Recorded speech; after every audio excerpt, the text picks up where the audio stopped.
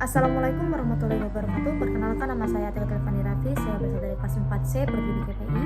Baiklah, di sini saya akan mereview tugas dari makalah teman saya, yaitu yang berjudul Rizky dan juga Esika, yang berjudul Konsep Self Management dalam Modifikasi Perilaku dan juga bagaimana desain strategi dalam self management ini.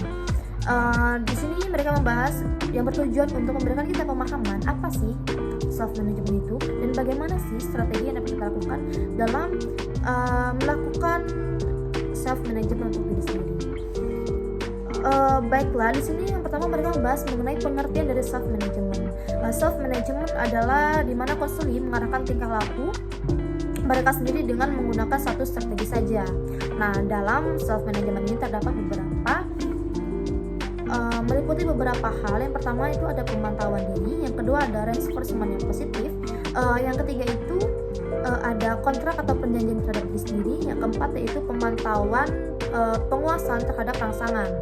Nah, self management ini hanya bisa dilakukan oleh orang yang profesional, konseling. Jadi self management ini bisa dilakukan dalam bentuk konseling saja, dan konselor yang profesional tentunya tidak bisa asal-asalan. Nah, lalu tadi kita self management kan meliputi beberapa hal. Yang pertama tadi ada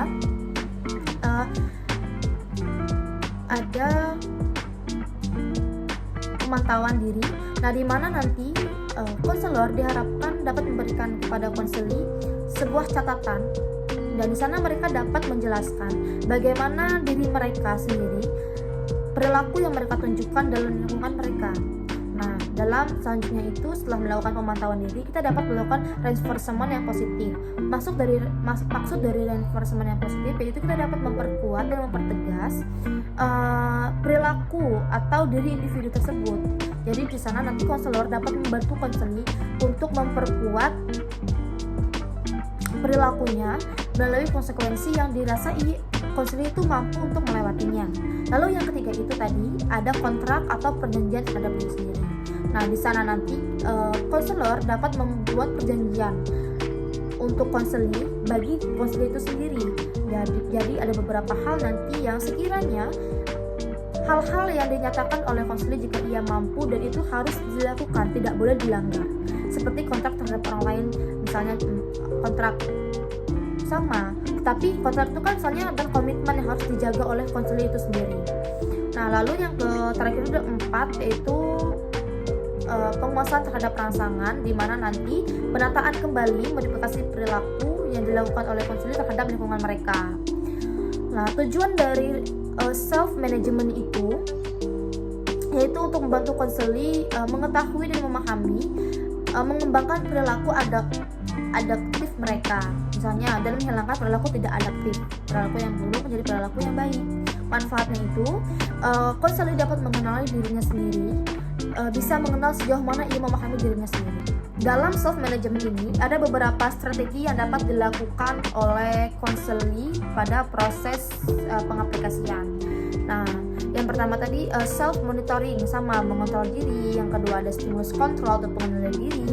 Yang ketiga dan ini tuh untuk dapat mengurangi perilaku yang tidak diinginkan.